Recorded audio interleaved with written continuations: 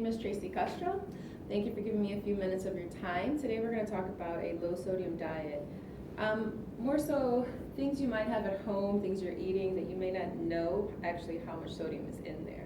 So I just want to give you a little bit of a closer look at that. So the American Heart Association sees a regular sodium diet or your daily intake anywhere from 1,500 to 2,300. Now if you have hypertension or anything where your doctor wants you exclusively a little bit lower, sometimes it's actually 1,200. And if it's an extremely low sodium diet, they don't want you to take any more than 1,000 milligrams of sodium a day.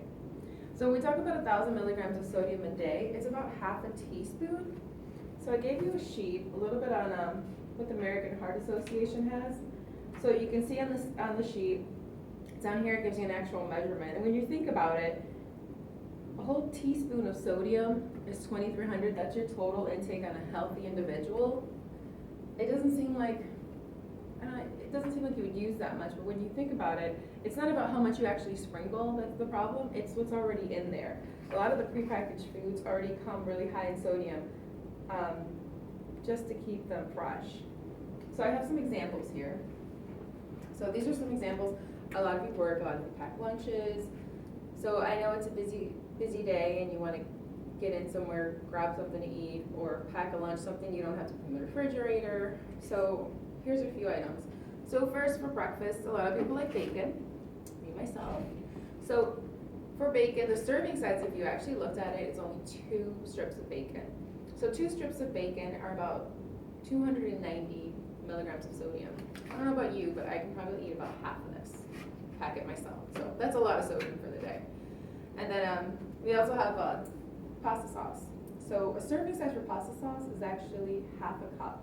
So that's not very much if you take a full plate of pasta, if that's how you're eating it. And if you want a full cup of sauce, it's a lot more. So each half a cup is 480 milligrams of sodium. So if you like your saucy pasta, you're actually going to get about 1,000 milligrams of sodium. Canned soups. Canned soups are a big one. They use a lot of sodium to keep them fresh. That's why they can stay on your shelf for about 2 years. So let's see what we have. The regular old tomato soup, because you're probably going to eat this with maybe a grilled cheese, which is also going to have some sodium. 1 can is 2.5 serving sizes, believe it or not. So if you actually eat this whole thing like a nice big bowl of soup, but this is the concentrate, so you would add some water, the entire can would be about 1,200 milligrams of sodium. So that's, on a healthy individual, that's half your sodium for the day in one meal. So there's some other versions. So this is a light version. This is a homemade vegetable and rice style. So again, 2 servings in here. If you normally bring this in for work and you're like, well, it's light, it's healthy. It's actually 2 servings, and each serving is 470 milligrams. So if you eat the whole can, you're talking closer to about 1,000 milligrams of sodium. So anybody who's got high blood pressure, any heart issues where they're concerned about you having your sodium levels kind of low, you probably don't want to do any canned soups. But they do have lighter versions. You just have to look, because even though this is a lighter version, it's still pretty high in sodium, especially when you're thinking you might eat the whole thing, the whole can. So we also have ramen noodles. So if you look at the regular ramen noodles, this is a chicken flavor. This is actually 830 milligrams per serving. And if you've never looked to see exactly how many servings are in here, it's actually 2. So what I like to do is just break it in half.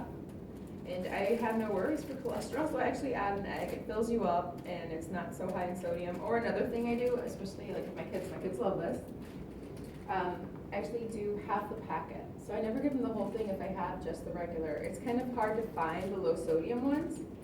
I think I only know of one store that actually carries them, the low sodium. But those are good too, but you can always just not use the whole packet. So I kind of do it to taste. And TV dinners, here's another one. So a lot of people like to come home, it's busy, you gotta go grocery shopping, you come home, and you want something quick and easy, you grab yourself a little TV dinner. So here I have a Boston Market turkey breast medallions. Looks like there's gravy, some vegetables, potatoes. So this whole TV dinner is actually 1,220 grams of sodium. So that is, again, about half. If you have a low sodium restriction for your diet by your doctor, then you will actually pretty much surpass your limits on this one. So just to give you an idea, we're using mints, so you can have more of a visual. This is about your total daily intake. This is 2,300 milligrams of sodium. So let's say, take an empty container, we wanted 2 slices of bacon. That'll give us 6. Let's write this down.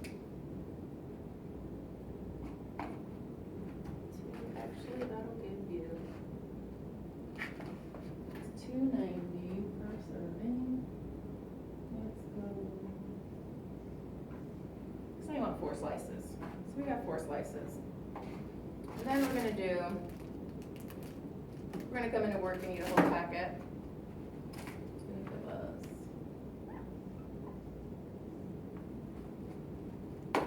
1660. Throw that in our lovely total.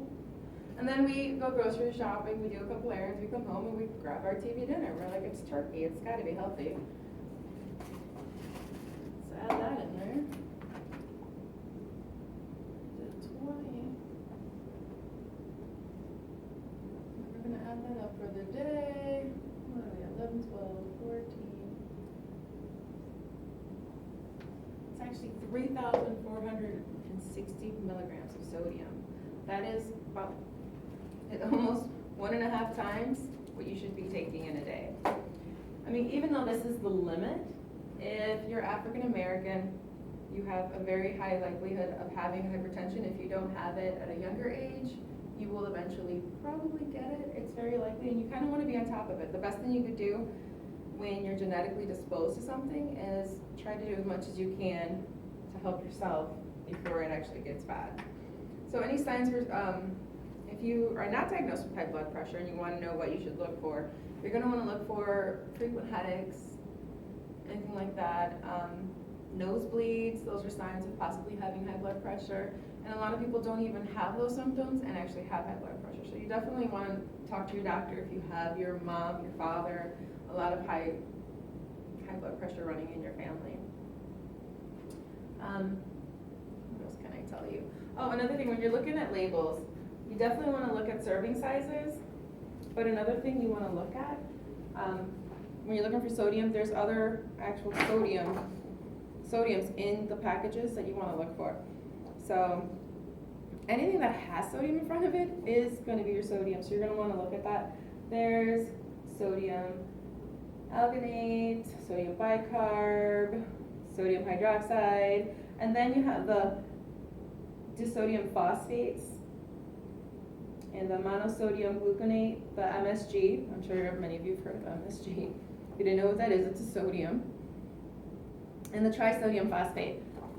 So here's a list. I mean, you can look these up too as well, but you always want to keep an eye out that you're not just looking at sodium. So this is my lovely discussion on having choices of a low sodium diet. And like I said, even if you pick the light, still look at the labels. I mean, we have a healthy choice vegetable soup. This is actually not that bad. It's actually, a serving size is 420 milligrams. But again, if you're going to eat the whole thing, you should probably try to balance it out if you can, and just eat half of these cans, like eat an actual serving size. You still get the food, but you don't get all of the bad sodium, which eventually will hurt you at the end in the long run. So does anybody have any questions? Thank you for your time. Appreciate it.